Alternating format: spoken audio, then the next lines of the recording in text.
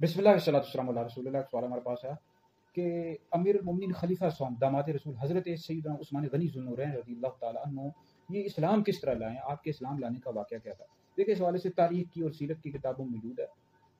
کہ امیر المومنین خلیفہ اول یار غار و مزار حضرت سیدنا ابوبکر صدیق رضی اللہ تعالیٰ عنہ یہ اسلام کے پہلے مبلغ تھے،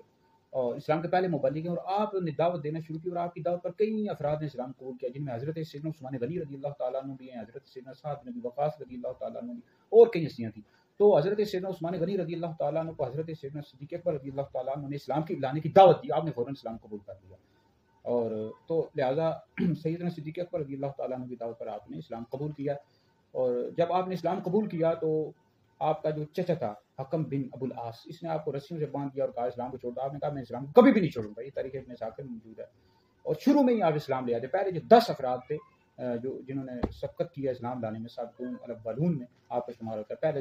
10 افراد میں آپ اسلام لے آئے تھے، یہ موجم کبیر میں روایت موجود ہے۔ تو شروع میں ہی آپ اسلام آپ نے قبول کر لیا تھا، بہت بڑی ہستی ہیں، اور 2 دفعہ نبی کریم علیہ الصلوۃ والسلام کا داماد بننے کا آپ کو شرف حاصل ہے، اسی وجہ سے آپ کو ذو النورین کہا جاتا ہے۔ جامع القرآن بھی آپ کا لقب مبارک ہے، اور نبی کریم علیہ السلام نے آپ کو دنیا میں ہی جنت کی بشارت دی۔ تیسرے خلیفہ راشد بھی ہیں، نبی کریم علیہ السلام کے ساتھی بھی ہیں،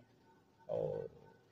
اس والے سے اہل سنت کا یہ عقیدہ ہے کہ انبیاء علیہ السلام کے بعد سب سے افضل ابو بکر ہیں، پھر عمر ہیں، پھر عثمان ہیں، پھر علی ہیں رضی اللہ تعالیٰ عنہم اجمعین۔ تو بہت بڑی ہستی ہیں حضرت سیدنا عثمان غنی رضی اللہ تعالیٰ عنہ، آپ کی جو قبر مبارک ہے جنت البقیع شریف میں۔